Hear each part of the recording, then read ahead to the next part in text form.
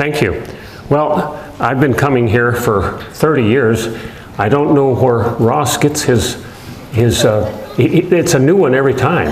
I mean, I hope they're recording this for posterity, you know, every one of these jokes. That's incredible. Do you have a lot of relatives over there in Ross, do you have a lot of relatives over there? They're all feeding this to you. Yeah, okay, great. Well, thank you all for coming tonight. Ole and Sven are over there. Pardon? Ole and Sven are over there. Yeah, they're Ole's over there, yeah. So I'm going to give you a little update here before we get into the main part. This is like my computer. I guess I can just put it, yeah, spacebar. Some of you know, most of you know that Tricia, my wife of 49 years, passed away almost 2 years ago. And God, in His mercy, goodness, and special help, brought another woman into my life, Amy Pei Li, Chinese woman who migrated here 20 years ago. And that's her there in the picture. That's our wedding picture. And we celebrate in red. Thank you. Thank you. Well, I told Amy just last week, it just hit me, that when Tricia died, I died emotionally. And when God brought Amy along, she was interested, she and her son were interested in the museum and dinosaurs and that, and she was a Christian business person. And I'd prayed since I left here. John Knuckles, some of you know him, really helped me when I got started in homeschools here. By the third year of teaching homeschools, I had 14 homeschools and 600 kids that I was teaching. And when I went to California, I wanted to see if I could get another Christian business person. Never came. And about 3 months ago, I realized that prayer was answered too, because Amy's a business person. And so she's been helping organize the museum better and helping me financially get things, my ducks lined up. Which I used to write to her and text her and say, well, I've got all my ducks lined up, but I'm not sure about my marbles. And she didn't have a clue what I was talking about. That's an Americanism. Let me just show you here. Now, this is, I'll show you about our mission in a little bit, and that's an exhibit about that. This is about tonight, and we're taking, you know, contributions too. We plan to go to China. We were planning to go in October, but the Mao Zedong-like leader now, they're calling him little Mao Zedong, is really since January coming down on the Christians. They've gone in and beat up the home churches. They actually dynamited one of the main churches. And so right now, they're really coming down on them. I think it's related to the trade wars too. So we have pushed it ahead to go in April or May. We've raised enough money to go for a month, but if people want to send more or make a contribution there, we'll be able to stay for 2 months. And a Christian lady came to my museum and my homeschool, and she grew up in Hong Kong. Her parents were missionaries there. After Hong Kong was absorbed into China about 12 years ago, they moved into Yunnan province in the southern part of China, and they've invited us to come there, teach. They actually have homeschool and to teach college students. So pray that God will reopen the doors there for Christian work, and that the persecution against the Christian people will be raised and we'll be able to go. My prayer card's over there, or if there's not enough, you can always email me for more. I'll tell you about the museum remodel. Amy, this is our wedding day picture in Chinese wear red for the celebration. And she helped there in that screen. You can see all those red curtains. Before I had just white sheets hanging on everything. And when we got halfway through and I looked at all the white sheets, I thought, this looks like a mausoleum or a morgue. Now it's very happy. So she put all these curtains on, and you'll see, and we can now, I had moved from Unit 3 to Unit 11 in this warehouse district. Jay Hardy is a Christian businessman, makes petri dishes for biological study, has about 500 to 600 people he employs, and he gives us this at a discount, and God bless him for that. There's the curtains now with the red curtains.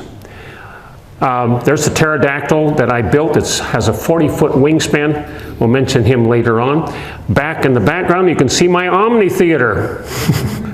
My projector sits here and puts that up there on the wall. And now I can seat 40 people if I have that many. And this just shows the layout of the room, and that's where the pterodactyl hangs. It just about fills the whole room. This is I have about 6 of these cabinets here that are my Egyptian Hebrew exhibit, 2 down on the end, what I call my inventor's workshop. Some of you know of my Noah's Ark there, model that I built many years ago. People say, wow, when did you do that? I says, well, in Minnesota, there's 3 things you do in the winter. You get your snowmobile and you drive from tavern to tavern and get thoroughly drunk. Come home at 11 in the morning and pass out for 2 days. Or you take your snowmobile and go out and go ice fishing. You dig a hole in the ice and sit there and freeze to death, but they say it's fun. I never did it. Or the third thing is you build a model in your basement. I didn't do any of the above, so I did the model in the basement. I got about 140 hours into that. Oh, I should just mention here, if I can, oh, there we go.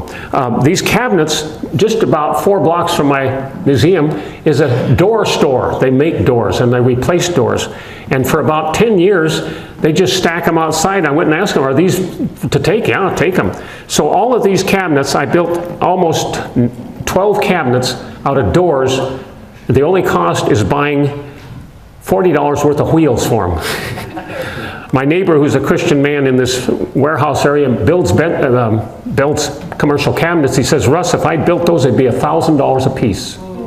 So I did good. So this is one of the groups that came there. You can see Amy in the background there. She's been helping me more and more. This is my best friend, John, and he's an engineer, and he's my advisor. Amy was a CPA in China. She graduated out of 50 students, and there they have 50 students in a class. Imagine what the Minnesota Teachers Union would say about that. And she graduated top 3 with A+ student, went to a very high, because the higher you graduate, the better college you can go to. And there you don't fool around in class. You fool around, you're out, and parents have no rights over suing them or anything else. So anyway, she's a brilliant woman. She didn't go into CPA work here because of her English, not knowing a lot of technical stuff. And so, but she is great at advising me more and more. When Tricia died, I thought, I'm going to be blind. I won't, I always depended on her to give feedback on my classes and things, and to help me with the spelling, because I am spelling challenged. Well, Amy, and she'll ask me how to spell an English word, and I say, I don't know, I'll look it up in here, But John is he checks my work. He went through this program you're going to see, and checks things for spelling and that. But Amy is more and more helping me. She has helped me at some of the programs and that, and is very comfortable now doing that. So I'm just so thankful for another helpmate. I've said before, I told her that when God brought her, it was like I was raised from the dead. I was born again, resurrected. I told her that now, just as when I became a Christian, I gave my life to the Lord, and my life was no longer mine. I said, with you, God has brought me new life through you, and my life is no longer mine. It's yours, and I'm going to do everything I can to make you the happiest girl in town. So that's my goal. I've told God, I'm down on my number of homeschoolers. Some of them are going into private schools and things, and starting to get more people coming to the museum. But we have enough money through Social Security and Tricia's pension to pay the basic mortgage and that. And so I said, God, I'll take care of Amy, you take care of the business. And that's my goal now in life. So I'm so thankful. I know many of you have prayed for Tricia when she was sick, prayed for me after she died. And like I say, I never thought I'd be this happy again the rest of my life. So thank you, Lord. All right, there's some more of the room there. Over here is a separate room. And this place, I built a storage up above. So that's all storage up there. And then this is the bone room here. There's my Omni Theater, yeah, storage upstairs. Here I did a program on aliens, Little Green Men and E.T.'s exhibit. The man coming is going to probably go into that too. That'll be fun to see how he handles it. And this is a skull that Joe Taylor, if I forget my name, just yell it out to me, okay? Joe Taylor, I got a copy of it. I went down there a year ago in July to help him out at his museum, and this is a copy of one from Peru. And of course, the UFO people just jumped on this. They're sure it's from another planet, but I did some research, and I believe it's just head wrapping. You've seen where they actually wrap the heads of babies, and it elongates the head. Or it might be from that old program called The Coneheads on Saturday Night Live. Here is in my bone room. That's the Triceratops partial skull I excavated about 25 years ago. This is a sculpture I made out of cement of a T-Rex. You got to have a T-Rex or nobody comes to the museum, right? This is looking down the hall. Amy had the idea of buying these. She had a jewelry in that she was selling to finance her son going through college, and as well as a clothing store. And the man who she had these with went out of business, and so we bought them and put them in the museum. She had the idea of lights. She had the idea of more color in the museum, and she's just really spiffed things up. She makes me look good. Tricia, my first wife, met me at seminary, and I was a science geek. When she died, I said, God, please don't let me fall back into geekdom, because that's what I was. And we actually broke up for a week in college because it was hard for her the way I dressed, because I had hand-me-ups and hand-me-downs from my brothers. They were all very fashionable, and I was not. But her counselor told her that you got to share how you feel. So we did get back together and got married, and we're together 49 years, and I'm thankful for that. She did a makeover, you've heard that? And they said he cleans up pretty good. And Amy's been helping. She's very fashionable, knows how to dress me, so I look good. All right, 15 kids in the room there, new glass display cases, way cool. By the way, well, we won't go down that road. There I am teaching there. This is the duck-billed dinosaur that we dug on in Lemon, South Dakota for 8 years. This is a painting I made of the Apatosaurus petroglyph in the Grand Canyons. There's an actual picture here. Joe Taylor had climbed up there and traced it, and Amy said, and I had a full-size white picture of it here, and she says, you got to paint that, you got to do something. So I made a painting of it, and it really lights up the room. So she's my great advisor now. There's the head of the Hadrosaurus there, Apatosaurus egg here, and a baby Apatosaurus. And I love it when kids come, they're fascinated by baby dinosaurs. I say, okay, you have the choice of taking this little one here that's about 16 inches long, or one that's 130 feet long, the biggest one found in South America. What would you take? And it weighs 80 tons, the big one. They said, I think we'd take the little one, the baby.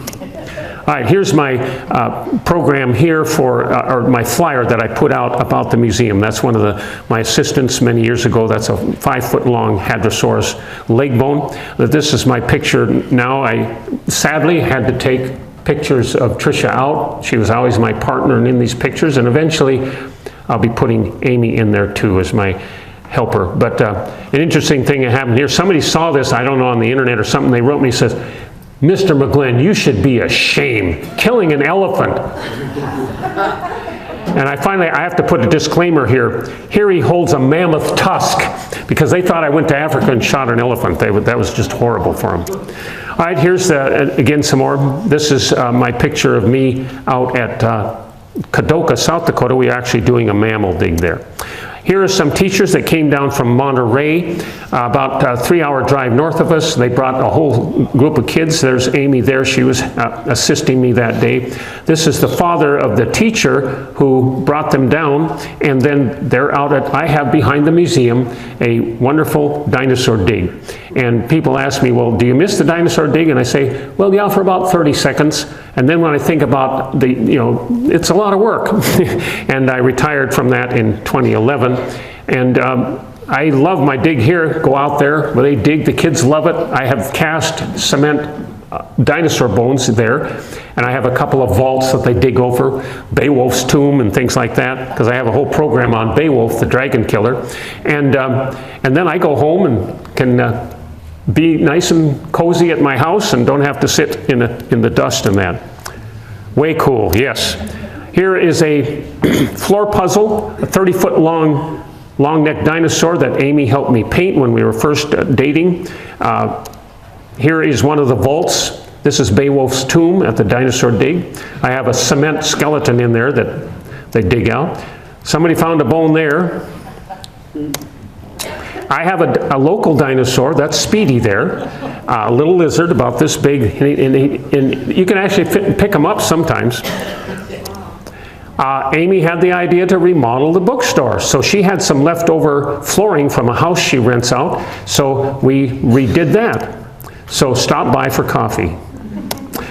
This is some of the things I carve with a die grinder, if you know what that is. It's a Dremel tool on steroids. And these are plaques that I carve. This is Ichthus, the Christian symbol. This is a Chinese dragon here. I've sold several of those. And this is based on a petroglyph in the Grand Canyons, what looks like a T-Rex or some kind of a velociraptor. Also, these are based on petroglyphs here too. This is the one, the bird, the pterodactyl in the Grand Canyon. So I've sold some of those. All right, there they are. Okay, I've had older people, we're all old, right? Seniors from my church come for a meeting there. This is Faith, and she's the one that came and grew up in Hong Kong. Her parents are missionaries there, moved into inland, and they're the ones that are inviting us to come and teach creation science. These are just some of the things the kids are doing. There's Goliath's sword, or actually it's a guy from Bees, England, that they found about 300 years ago at the grave. This is different activities, a bacterial motor. Here's the cell here that we make out of PVC pipe. Here's storage behind my museum. I'm in this end piece now, and I still have some stuff under cover there, but if you can't build it with pallets, you can't build it. So these are 12-foot pallets that my neighbor Benji, who gets for his countertops, and I put 246 of those, 246-8 of those together, and then covered with plywood for extra storage. Let me tell you about the Great Wall mission. 1965, I said that God had given me a burden to go to China. When I met Tricia, she had been in Mexico 2 different years, had learned Spanish, and when she had been called to the mission field too. When we got married, eventually we went to Mexico for 2 years as home missionaries. And then 72, Nixon went to China, opened the door a little bit, talked to Mao Zedong there, you can see in the background. He died in 76. 89 was the Tiananmen Square protest, and then after that, nearly 30 years later, it seems like 90% of everything we buy is made in China. So we're hoping and praying that we'll be able to go, that the doors will open up again. The Great Wall, the greatest of all. Imagine building a wall from Barrows Bay, Alaska, to Terra del Fuego, South America. That's a distance of 9,600 miles across mountains, deserts, and rivers. Wouldn't that be an amazing feat? The total length of all the walls in China is 13,000 miles. And imagine building all of that. And they've been doing it for thousands of years. Here's one here going up over the mountains. I use this, I call it the Great Wall Mission, because the truth of God's revelation is not getting through to them because of humanistic communism. Karl Marx, when he wrote his book, Mein Kampf, the Communist Manifesto, I'm sorry, that was Hitler. The Communist Manifesto is what he wrote. He asked Darwin to write an introduction to it because he says this is all based on evolution. Now he was going to use the state and the government to do social evolution. Hitler was going to do genetics to create the perfect race, the Aryan race. And he based his work, he talks about it in the Mein Kampf, basing his belief on Darwin. So the people of China, I just use the wall symbolically to show that the wall of humanistic evolutionism and bad science keeps them from the truth. In China Mission, my great-grandparents were missionaries in China. That's them in the background. The books are Bok. It's B-O-K, but when they came here, people call them the books.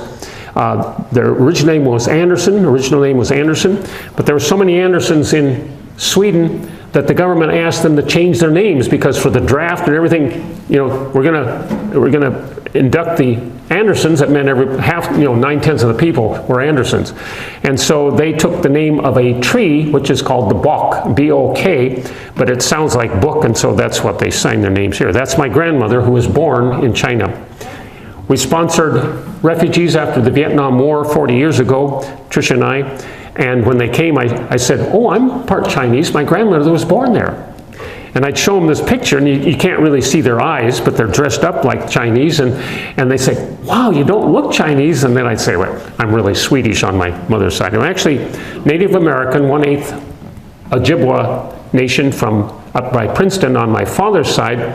And one day Amy says, well, you and I might be related because my ancient people, the Lenni Lenape, came from eastern part of China almost 3,000 years ago, and they traveled all across the Alaska down into Northern California and clear over to Maryland to become the Algonquin language group. And one person, after I gave this one message, said, well, are you related to Pocahontas? And I went back and looked at the genealogies and stuff, and I says, well, she might have been my 10 great removed grandmother. So that's my claim to fame. I'm not running for office, though, so don't worry. We did raise $3,000. That'll keep us there for a month and cover the airplane. But if more people want to give or get on our mailing list or whatever, I have over here, before I forget, take a little aside here. I've got different books, documentary books, The Mystery of the Effigy Mounds, Evidence for Humans and Dinosaurs Living Together, Adventure Safaris Creation Science Dinosaur Dig book that I wrote for the Dig, Design versus Chaos. Some of you know about Lucas and Bergman and the new model of the atom. I've written a 6th grade level book, or an everyday language book, to help explain that. And then Noah's Big Adventure and Zoo Field Guide. Then novelettes, all rated G. In the 80s, I started writing short stories and books. And I was going to see, I called Bethany Fellowship, or Bethany Publishers, where Karen's husband works, and I said, would you publish a Christian science fiction novel? And they said, there's no market, we can't do it. So I just contacted a secular magazine. They didn't like them because they weren't violent enough and things like that. So anyway, those are available. One is called Ice Cap. It's a science fiction love story that, after I wrote it in the year that Tricia was really sick, I would read it and cry at the end, and I thought, Russ, that's kind of corny, you're crying over your own book. And then I realized, after I'd read it about 4 times, because it helped me relax at night, Tricia was so sick that I was lucky to get 4 hours of sleep a night, and that was in 1.5-hour modules, so I never got that deep sleep that you get for a year. But anyway, I realized that the hero I'd based on myself, and the heroine was on Tricia. And so that's why I cried, because I felt so bad she was so sick. Another one called Star Quest, a love story starting at Mars and ending at a black hole. And in Star Quest, Space Jammer, love story on a solar wind-powered spaceship, cargo ship that takes 2 years to get to Mars and back. And Amy and I watch Chinese love stories, and I learn all about Chinese culture from that. And I hate love triangles. And here I wrote it in both of these books, so back in 1980. Another one called Rockjacker. This is a miner out in the asteroid belt. It's just a short story that I wrote. So if you're interested, if you put your name here and your book that you want and your email, and then Karen, were you going to be able to come down and help? If you give her the money, it's just suggested contribution of $15. But if you want it, if you can't afford it, we'll give it to you free. But I just want to get the word out. All right, where we will be is down in Yunnan province here. My great-grandparents were up on the Mongolian border there. My grandmother wrote a story, and I've made it into a PowerPoint program, that when they were on the border there, the people would throw stones at them because they were so white, they thought they were ghosts. They were scared to death of them. So imagine having that as a handicap, even though they dressed like them. All right, and then here's the Great Wall. There's other smaller walls around it, but the main wall is about 5,000 to 6,000 miles long.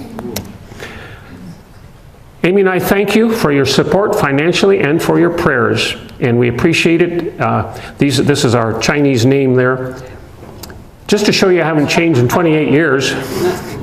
That's me teaching up at the reservation, Indian Reservation in Princeton. I was cleared by the Indian School Board to teach Indian Studies in Minnesota.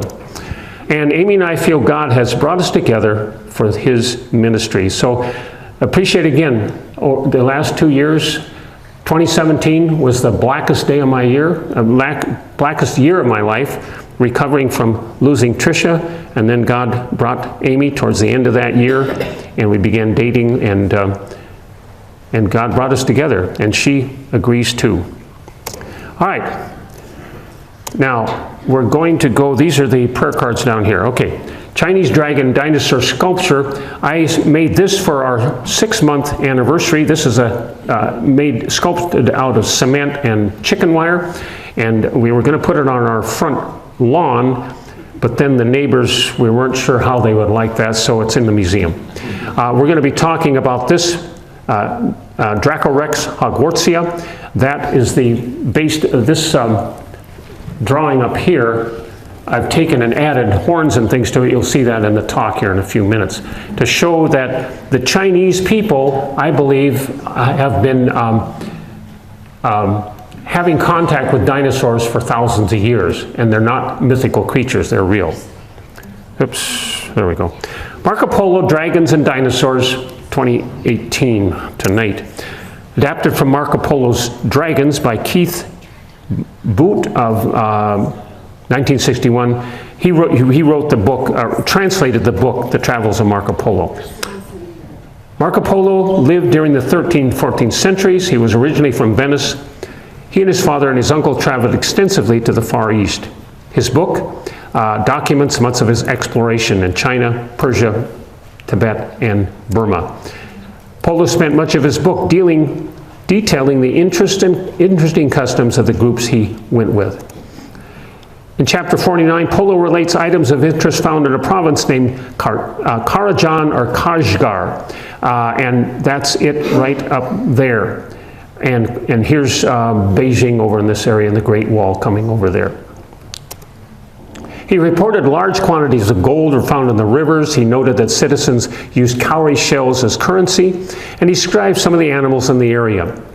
He says, here are found snakes. Now this is an actual drawing of a snake killed in reporting in a newspaper in Brazil in 1948. They estimate it was measured at 60 feet. I have another one from that same time that was 100 feet long, and the diameter was the size of an oil barrel.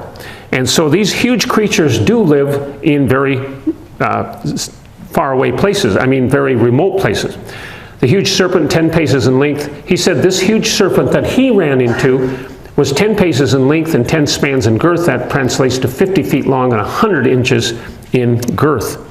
At the forepart near the head, sorry, no, don't do that. Okay.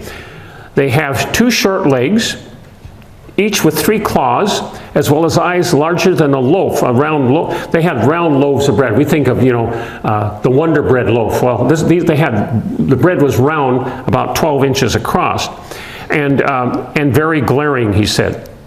The jaws are wide enough to swallow a man. The teeth are large and sharp, and their whole appearance is so formidable that neither man nor any kind of animal can approach them without terror.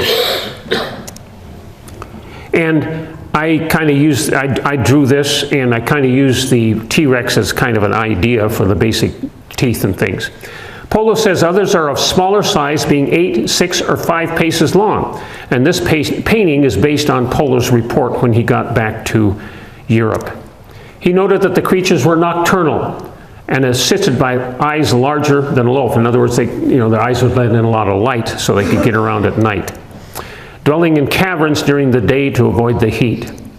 After the creatures killed their prey, Polo wrote that they would find a water source such as lake, spring, or river to assuage their thirst. So they, had to drink a lot of water after their meal. Polo continued his chapter by explaining how the citizens and of the area hunted and killed the creatures. The serpents' massive bodies left deep impressions in their paths, as if a heavy beam had been drawn along the sands. Spielberg, look out. Special effects? Well, my budget isn't his. The people buried wooden stakes tipped with sharp iron spikes, which they covered with sand. I'm just quoting from his message, his book. Then they'd covered it with sand. When the dragon crossed over the spear points, he would be cut open. Owie, owie, owie. This is G-rated, remember? Polo reported that these spikes so severely wounded the creature that they died quickly. We got him, boss. Polo, matter-of-factly, describes an actual creature living during his time that modern people would certainly consider a dragon. I tell the truth, I saw it. In the Signet Classic edition, that one that I'm quoting from, that was translated from the Italian, Polo writes, edition of Polo's writing, an editor note in the text says that these creatures were crocodiles, like this guy. Immediately following the description of the two front legs, an asterisk in the text takes the reader to another editor's note that states this. It says, strangely, Polo seems to not have noted the other two legs, possessed by all fully equipped crocodiles. Oops, I guess Polo could not see my back legs, me being 50 feet long. Now, he's considered one of the finest ancient historians or observers of people in his book, and that very accurate descriptions and things. So the idea that, he just didn't mention the two back legs, he forgot or wasn't paying attention, I don't buy that. According to the editor, Polo described the creatures in detail but simply forgot to mention the two back legs. I was there 27 years, you can't expect me to remember everything like a couple of back legs, right? Crocodiles have 5 claws on their front legs, not 3. Here's a reproduction of what the claw might look like. And that's also about the same size as a T-Rex claw.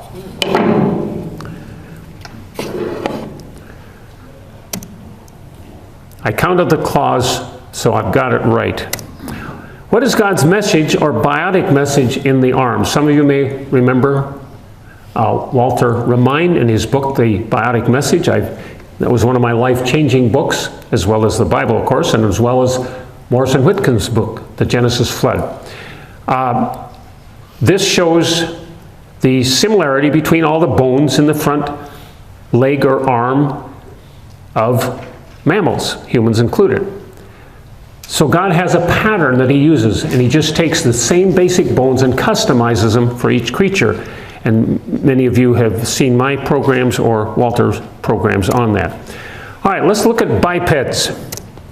My question when I read this was, 2 legs in the front. I've seen 2 big legs in the back, like the T-Rex, with 2 small arms on the front, and I'm still not sure that they put it together, but that's what it is. Arms are arms. In bipeds, arms are arms with hands to manipulate the creation. Legs are for transportation, and humans only have this. We are the only ones, put your fingers together like this. Humans are the only ones that can do that. If I was an ape, I could pick this up this way, but I can't pick up a pen or pick up like that, because the muscles are different. The fingers, the bones are the same, but the muscles are arranged differently. Humans are the only ones. If you've seen gophers or squirrels or raccoons, how do they pick up their food? They don't pick it up like this. They pick it up like this to eat. They do not have the opposable finger. Only humans have that. And you can see here all the incredible things that we can do with 2 fingers. Operate and do delicate surgery and control different things. Also, we're the only ones, as far as I know, that can turn our hand 360 degrees. I keep meaning to go, if you go to the zoo and they have a gorilla, ask the gorilla handler, can a gorilla do that? And if you try it on him, do it very carefully because he might get ticked off about you trying to test his arm.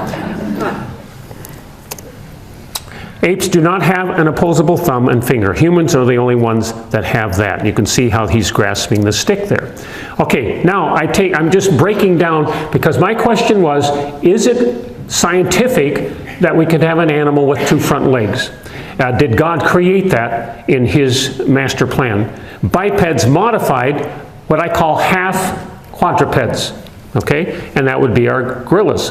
Quadrupeds are half bipeds. Their arms serve as something to handle with, but they also run on them. A gorilla, when it gets ready to chase you, doesn't run standing up. He gets down and lopes or rolls on all 4 appendages.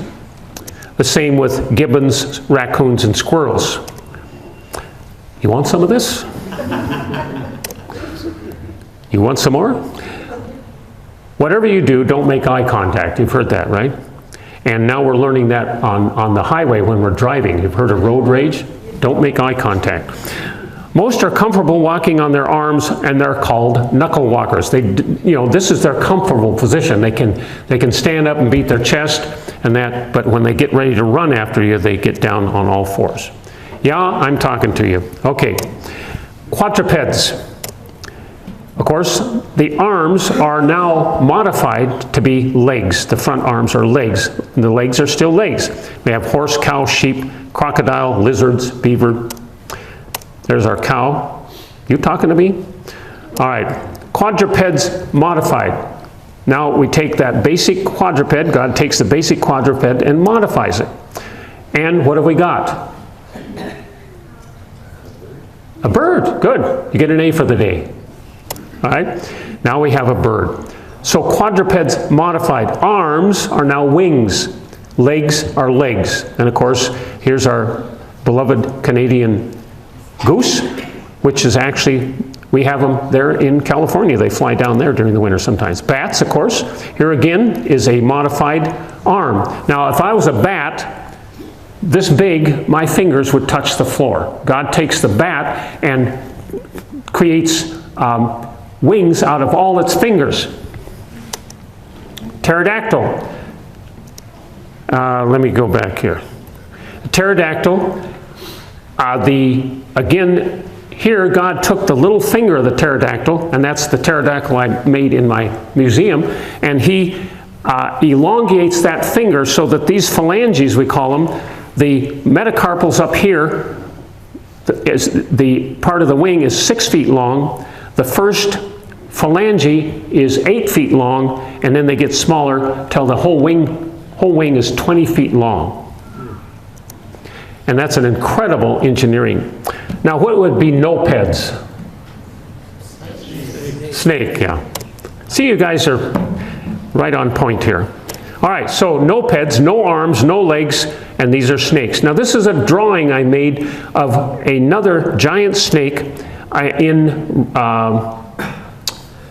Oyapoc near the river, the Rio River in South America there in 1948. I saw it in an old textbook at the library at Brooklyn Center, and then when I went back to get it again to try to Xerox stuff out when we had Xeroxing, they'd thrown it away, it had worn out.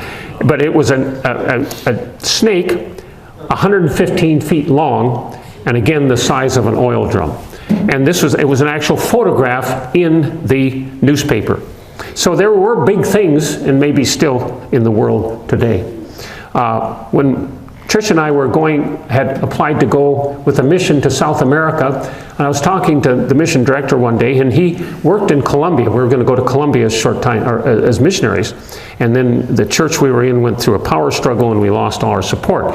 But I asked him one time, and I wasn't even into dinosaurs and things. I says, what's the most amazing thing you've seen when you were down there in Colombia? He says he was standing on the edge of a lake shore there, and the sun was setting off on the lake, and he says this big snake body rolled up out of the water. You can see the sun through that snake's coming up like this, and it was really big. And he estimated again that he didn't see the whole snake, he just see the round body was the size of an oil barrel in diameter.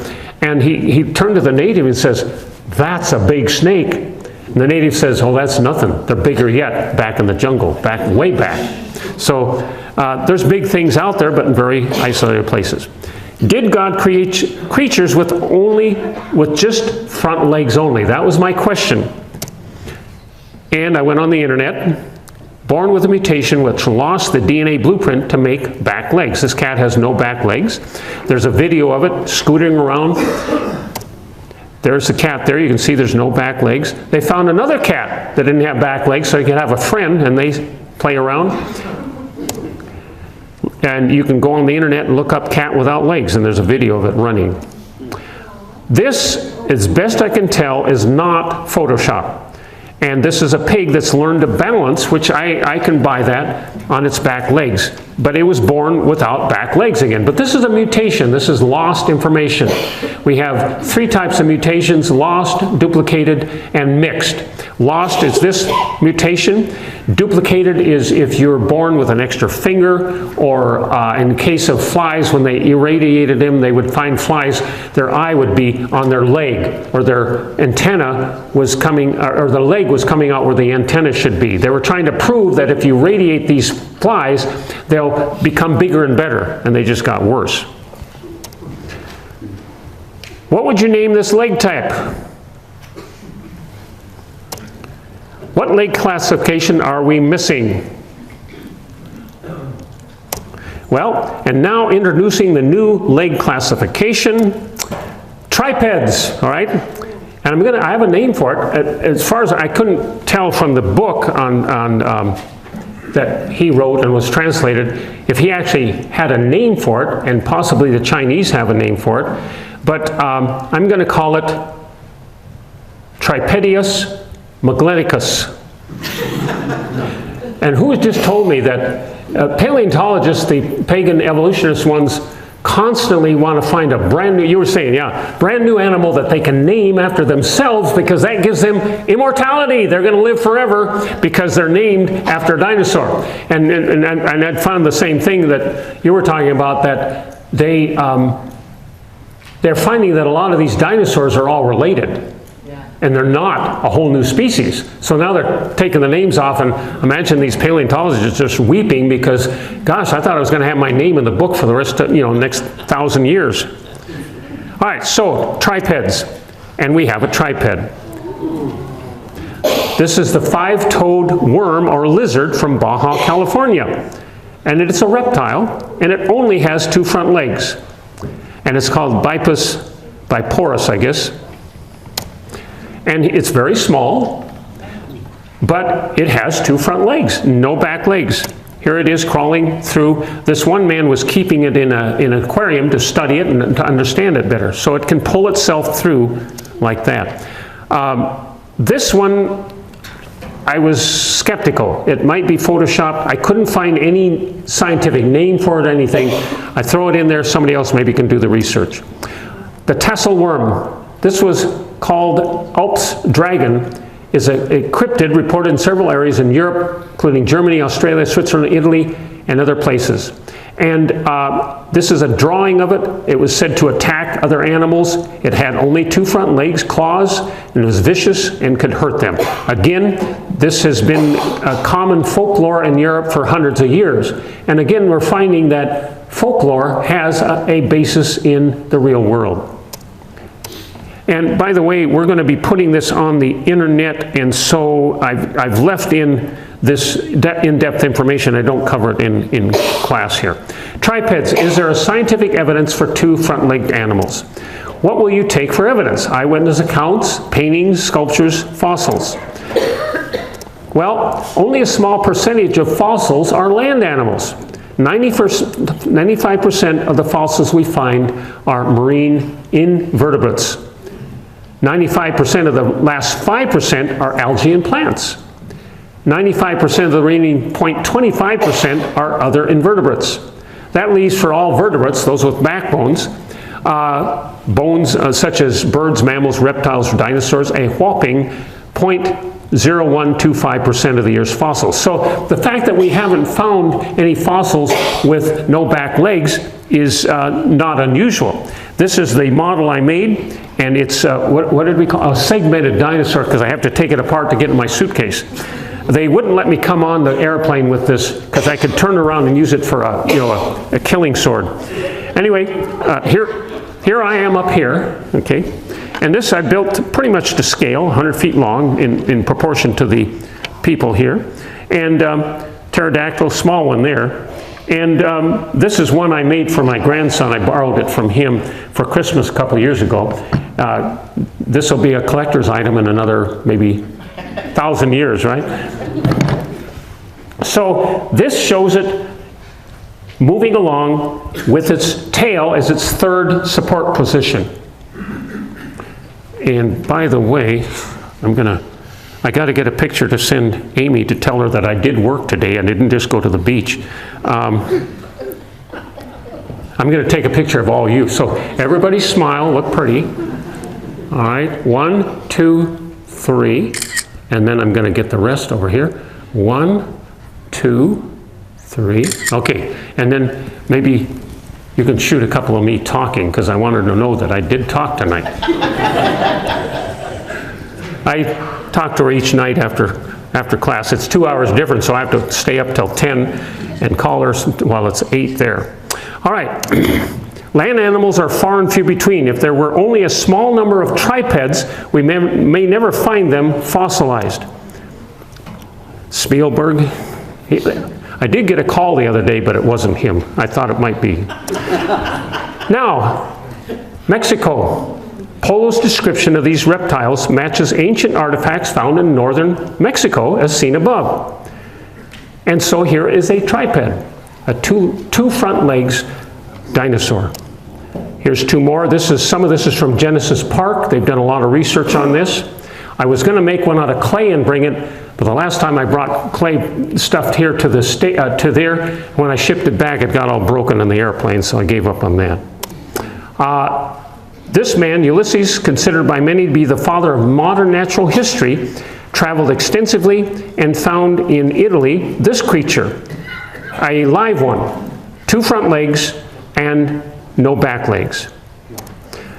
Charles Gold City, the historian Gessner, as saying that he quotes this man in 1543, a kind of dragon appeared near Styria, Germany, which had feet like lizards and wings like the fashion of a bat with an incurable bite. Now, this drawing is much smaller. In the commentary, it says that the animal that he looked at, they brought this dead animal in, he felt that the wings had decayed so that they look quite small. Of course, that kind of wing would, in proportion to the animal, wouldn't lift it, but so he felt that it was much longer, much bigger.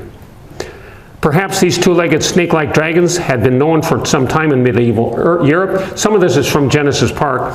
This is a 13th century statue of Eve, as in Adam and Eve.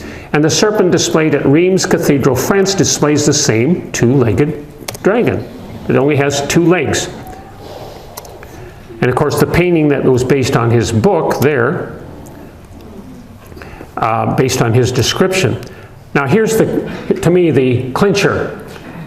Two-legged dragons are portrayed in ancient Chinese art, like the white carved jade dragon that is part of the Genesis Park collection. Some of the Chinese dragon art is remarkably like dinosaurs, though often the dragons display an unrealistically narrow trunk along the back, more serpent-like. So here, to me, this convinced me that yes, God can create an animal with using the arms, what we would call our arms, just like the horse's arms, but reworking the bones so they can hold the whole weight of the animal, and then he can balance on his tail. And of course, we see that with kangaroos. This is where kickboxing got started, I think. And so they can balance on their wheel. Leg? No, tail. Take that, you nasty varmint. Okay, the Chinese book, Zhoushuan, tells the story of how the ancients raised dragons and how the state used the service of two clans known as the dragon rearers and the dragon tamers. And this is a drawing of the dragons pulling the wagon there. This is another Chinese drawing in the Ming Dynasty, 1500 or 1300 BC. There's the full drawing there. Candidates for dragonhood. Okay, what do we have on the fossil record we can match up here? Dracorex hogwartsia. This is a picture of one in the Black Hills Institute in South Dakota. I took a picture of it there.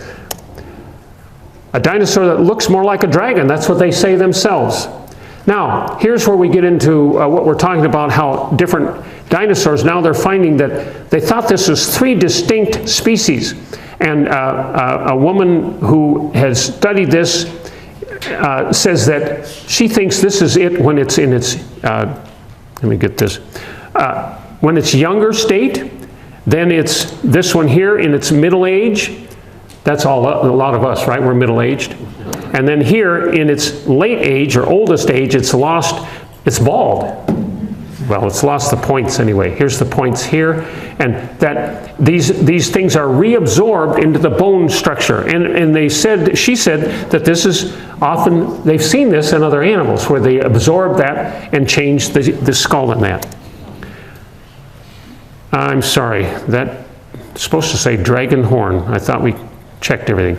Dragon horn composition. Now here's my theory. This is a theory. Rhino horn is made up primarily of keratin, a protein found in hair, fingernails, and animal hooves. The horn is hair-like material grown together into a hard surface. You can see the horn cut off here, and you can see inside here, this is almost like hair around here. It's all coagulated into the horn. These horns are sharpened by honing, similar to a pencil. They'll sharpen it on a tree or something, honing it like that. My theory, hard hair horns grow out of the bone anchor points. And that's what I illustrated over there. Such as cartilage, just as cartilage, like the breast meat of a chicken, that cartilage piece in between, generally doesn't fossilize. It's too soft and it's eaten by the bacteria or animals before it's fossilized. This material may not fossilize, and we do not find it with the Pachy skull. Now this is an artist's drawing again of what that Hogwartsia might look like. And I just projected that there could be longer points similar to what the Chinese people show in their drawings. Here's the Pachy reproduction by Dave Mickelson, Karen and Kevin's son. He made that when he was 14 back in South Dakota, and I have it in the museum now. Giraffocarex, this is the head of it. They claim it's a giraffe, but I couldn't find in the literature why they say it has to be a giraffe. A lot of times it's because it's in the wrong strata. If it's in mammal strata, they'll say, well, it's a giraffe. If it had been found in dinosaur strata, they'd say, well, this is some kind of a new dinosaur. The literature not clear as why this is. My suspicion is the skull was found in mammal ground. I'm sorry, went too fast. Mammal layer. Here's the traditional mammal is always going to be above the dinosaur layer, and so they can't classify it any other way. The previous animal skull closely resembles the typical Asian dragon. You see all the long points and things here. I think that's possibly a very accurate drawing of a real dinosaur, having the points growing out from those things, just like the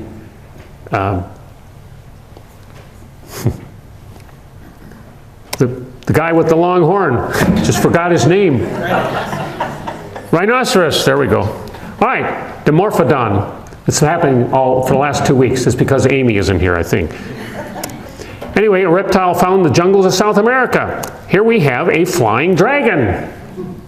You can see it's very small. Now, we think everything after the flood was downsized. They come in many colors. They're gliders. It's true, they're gliders. There's, what are the squirrels called? Flying squirrel. That's good. How can I forget that? Have you seen the flying snakes? Has anyone seen flying snakes? this blew me away. They scramble up in the tree, and then they can flatten themselves, and they can control their glide down to land on your neck. Yeah, it's great fun. You just got to be careful in the jungle. Keep looking up as well as down. Chinese dragon origin. The bone oracle script form of the character for dragon is now written this way and pronounced long in Mandarin. I wrote a letter, or I guess Ross, I think you passed it on to Mr. Broadberry, and he never got back to me. I asked him if he knew of this symbol and how it breaks out, like he's shown in his programs. And if you break it out, I look at it this way, that this would represent the mouth and horns, and then the other part would be the body with legs and tail. We can look at it this way as the face and the mouth there, eyes, head and horns, and the whiskers up above. So this would be the head. And then here we would have the body with legs. That's what I'm looking at. I couldn't find anyone who could help me with that. One writer said, no one agrees on the origin of the Chinese dragon. In other words, no one believes that they saw a living one. As with the dragons of Europe, it's possible that large dinosaur fossils helped fuel the belief that there existed giant reptilian creatures. Well, not an explanation. The problem with this theory is that, one, most fossils found are bits and pieces, not a whole animal. When I dug up fossils, I was happy if we found 35% of the animal. Here is one that we found one dig. We had one horn, 1/4 of a jawbone, 1/4 of the frill, and that's the one I have in my museum, 2 ribs, 1 back vertebra, and 1 tibia. Triceratops has roughly 200 bones. We found 6, or 3%, and worked hard to find those over weeks digging on a whole acre of land. So they're far and few between. If I had not known and seen Triceratops parts in museums and things, I wouldn't have known how to put it together. Finding bones is hard. Where we worked in Bowman, South Dakota, they were spread over hundreds of feet apart. Photo of a partial skull with a horn and frill. Here's the tibia as we found it in the mud. Here it is restored, the vertebra, at my museum. 2 ribs on the next page. Here's 2 ribs here, and here, partial ones. So again, I maintain that the idea that these people, and can you tell what this is? Can anyone tell what this is? That's the frill. It looks like a pile of broken rock. But because I could look up close, I could see the veins and arteries in it and that. Triceratops partial frill. And Joe Taylor reconstructed it for me, and then this is it when it's finally done. So, you see all these parts, to get it all back together, it was like a giant jigsaw puzzle, and if you hadn't seen another full Triceratops, you'd never get it back together. Here's another site, the same ranch. We found 3-leg bones of a duck-billed dinosaur. There it is in its case, but once again, we never found anything else. We thought, wow, we got the whole animal here. We didn't. We took the whole hill apart with a jackhammer to find that. I think Von Betz, I don't see. Oh, there. You guys were there when we did that. We had a jackhammer, and we hauled a big electric generator out there to run it. And we never found any more bones out of that whole hill. There's no apparent connection to the western dragon. However, Marco Polo's alleged sighting of a dragon while traveling through the east may have influenced the European view of the dragon. There's this writer saying that the people got an idea to draw these from the bones they found. And I'm saying, I don't believe that. Here's a contemporary painting of St. George the Dragon Slayer, 300 AD. All right. When first found in Germany, limestone deposits in '84, is mostly an imprint. This is a pterodactyl. Dinosaurs in ancient Chinese literature. The number 9 is very important. There's 9 dragons on this wall. There's 9 classical types of dragons. I'm going to just shoot through this. A knot dragon, I found this and I thought, wow! And then I saw the man, this is a cement one. And as far as we know, sometimes they draw them with two heads. This is a mutation here, a snake mutation. Generally, these die when they're out in the wilderness. And so the idea of 2 or 3 heads, I don't accept that. This one, named the Chinese dragon fossil, turned out to be, when you go, it was claimed to be in a museum. It was actually a set in a movie, and the movie is explained here, and called The Last Dragon. So be aware. Conclusion. We have bipeds. We have modified quadrupeds. We have quadrupeds that the arms are made into legs. We have quadrupeds modified, where the arms are made into wings.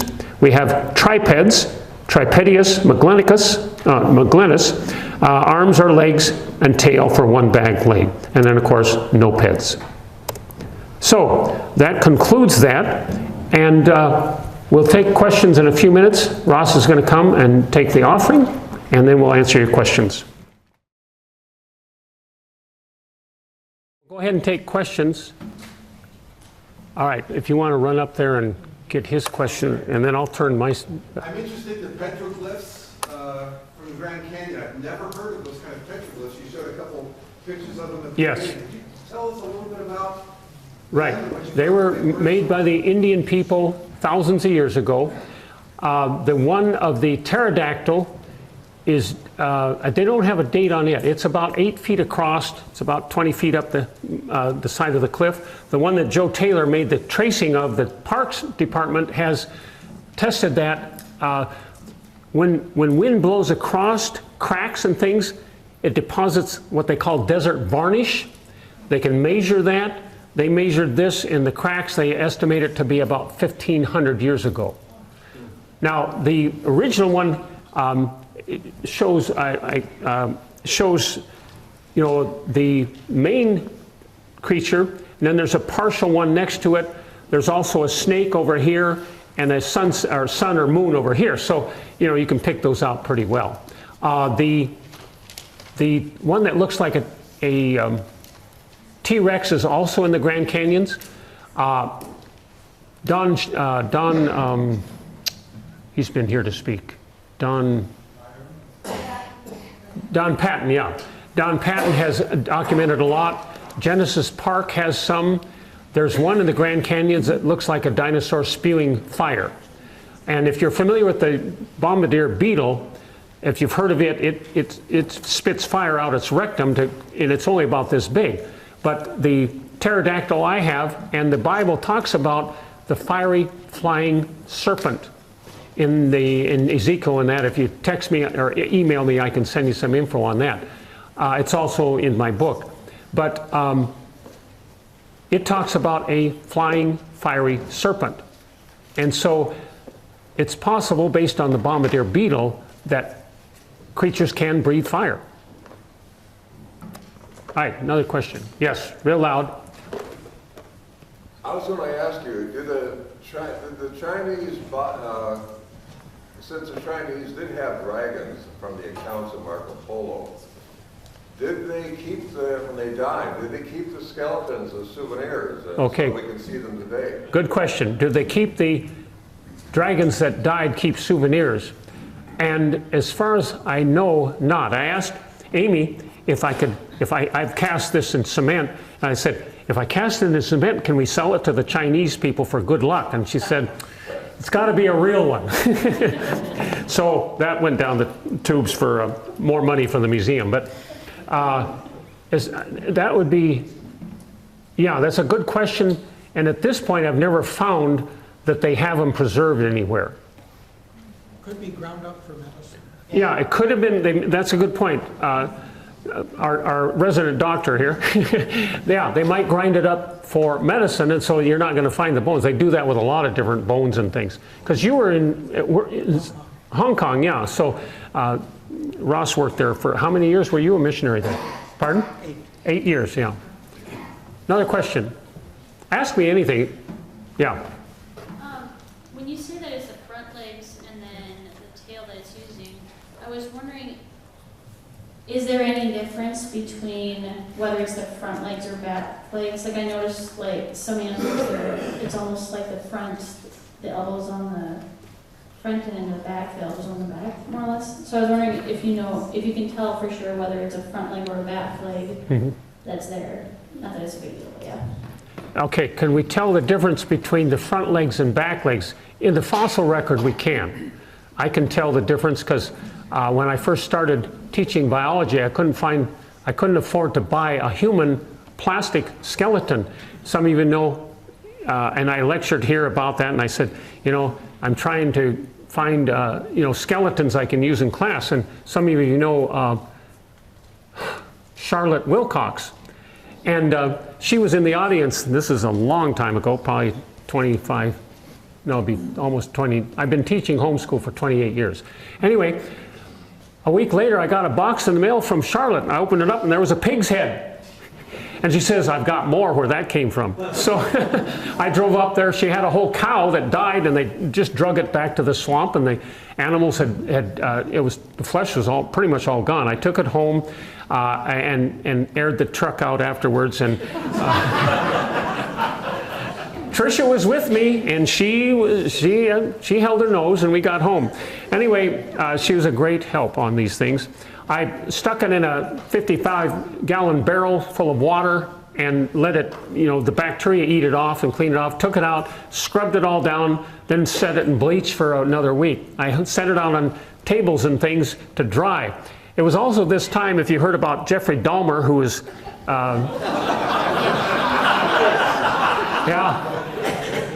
killing and eating people. And I was doing pig dissection that year. And the UPS came down my long driveway, and he drives by all these bones. Also, I built a model of Stonehenge, and so here's these poles and things standing out in the field. And I put a cow's head on one of them. And he comes in, he brings this big box of pigs in, and it had a crack in it, and one of the pigs fell out and shot across the floor. And he says, "What do you guys do here?"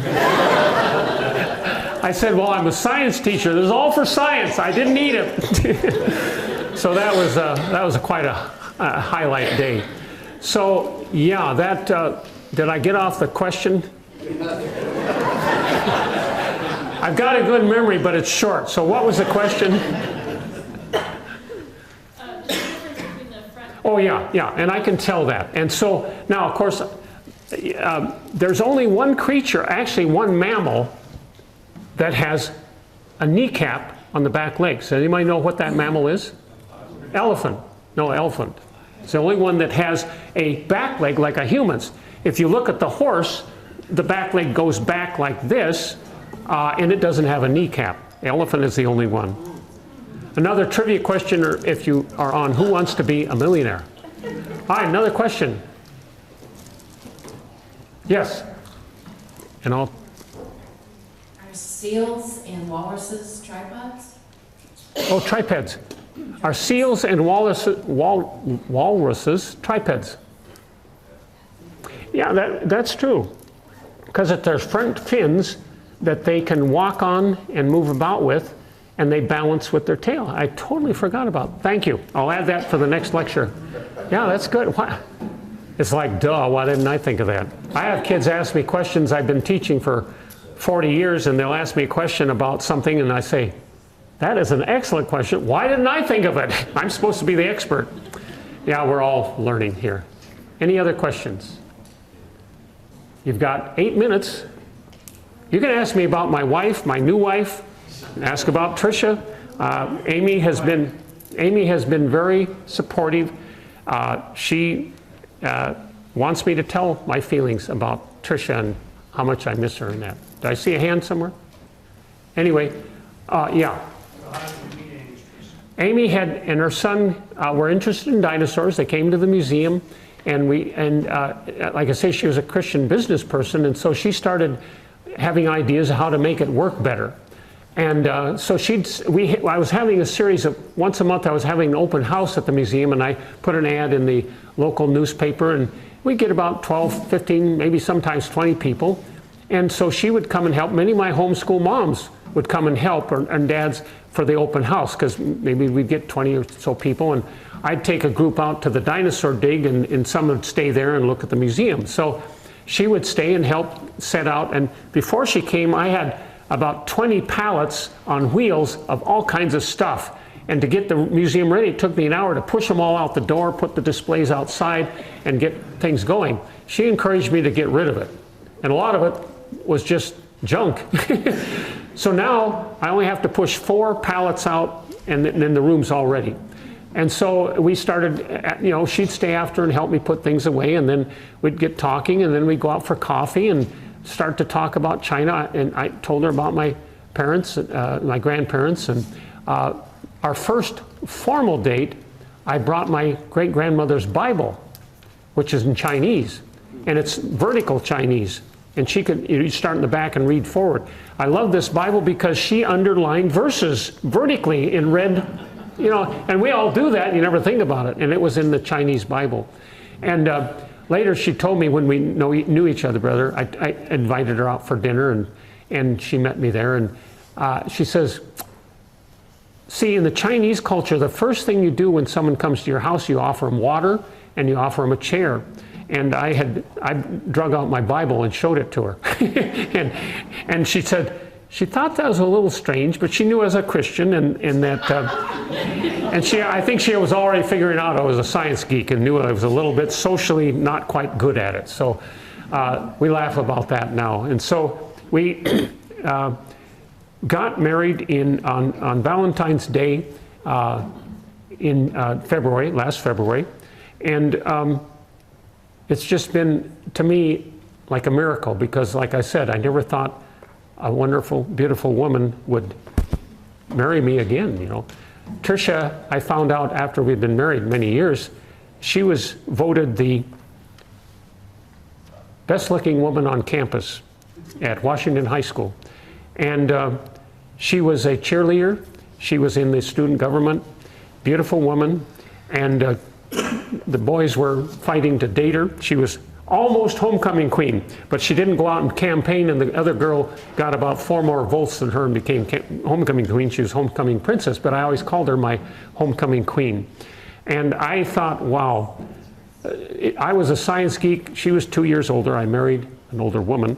And if I'd been in high school, we were 2,400 miles apart. And she was in Minnesota, I was in Washington. If I'd been in the same high school, I would have appreciated she was a beautiful girl, a beautiful woman, but I probably would never even talk to her because I was a science geek. You don't talk to the most beautiful girl on campus.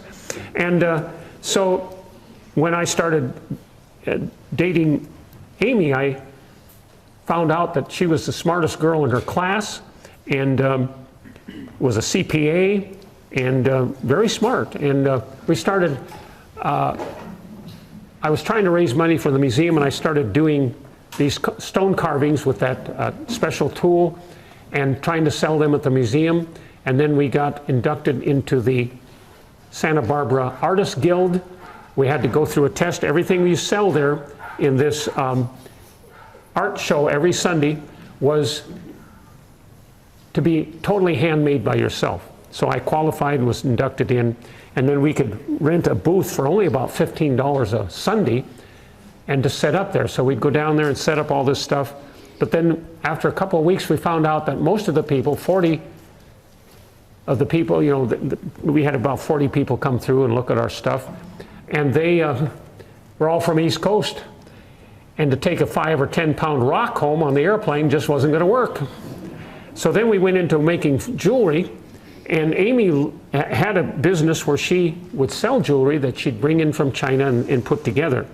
And then we had to make it from scratch, though, to qualify to sell it. So I started teaching her. She says, my son and I aren't good with our hands. And see, I could fix things. It's the, you know, the John Wayne syndrome. You can fix anything. American men try to fix anything. And that's not the way it is in China. So I went and fixed things at her son's house and won his heart. And fixing things around her house when we were first, well, maybe her heart too. She grew up with some pretty rough experiences growing up in communist China. And So I said, you've got a good brain and a good mind and a good eye for what looks good, because she had a clothing store for 5 years in another city, because Santa Maria is a agricultural town. The people don't have much money. And so she put her son through engineering school, Cal Poly, and came out debt-free. Anyway, I said, you've got a good brain, good eye, I'll teach you how to make jewelry. So we started making jewelry out of a special clay that you bake, and then you put strings on it and everything. And she started making, once I showed her, then she could do it on her own. And she just felt really confident that she could do these new things. I started to teach her to swim. She'd come over to my retirement village. We had a swimming pool there. She was scared to death of water. She'd never swum in her life. And when she went in, you know, I took her hands. I said, no, it's the shallow end. You know, it's only up to here. It's okay. Well, she got in. But after several weeks of coming, she began to overcome her fear of swimming, of the water. And now she's really working hard. We have a gym, we belong to a gym, and we go there at least 3 times a week, or walk in between to keep our exercise up. And so she's getting very brave to swim. She just has one of those noodles, but she can swim forward in that. And when I says, we've got to get it where you don't need the noodle and you can swim without it. So we're working on that. So it's been a great experience with her, and great fun. Yes? What happened to Amy's first husband? They were divorced after about 10 years. And she had a son with that, yeah. Oh, over here next. Oh, yeah, go ahead. Maybe. Okay. Oh, here, I have to turn mine off. Okay. Oh, there we go. To the person who mentioned that he had never heard about the petrographs, Yeah, many of the creation science dinosaur type books will show the petrographs, and you can see all kinds of creation science books at the CRC library. But also online, there is a website that is called like Saint, capital S, the letter H, and then a couple other letters, but it basically says the word saint. If you look up, if you put in the words out of place fossils, no. S Saint is a Christian worldview that has many pentagraphs and all kinds of interesting things. Great, thank you. A question? Could I ask you about that skull you have a cast of? Yeah. That you got from Joe Taylor, yeah. Peru? Yeah. Well, you know, you think it's because of the way they used to bound the skulls of the kids when they were young? Yeah. Except they're found in more places than just Peru. Yeah. Would you believe that back in the 1800s in Wright County, they found in Indian mounds people that had elongated skulls, double rows of teeth, and were 7 to 8 feet tall. Yeah, I've heard of that. And all those bones are now missing, Yeah. of course. I did find the best head wrappings I saw that matched this skull were in Africa, actually, too. But yeah, I've heard that about those. They didn't wrap their heads. Yeah, okay. Yeah. Yeah. All right, we have time for one more question, or we're done? Oh, way in the back, real loud. How old are you? How old am I? I can't tell you that. Can't tell you that. All right. We will adjourn with that question. All right. Thank you.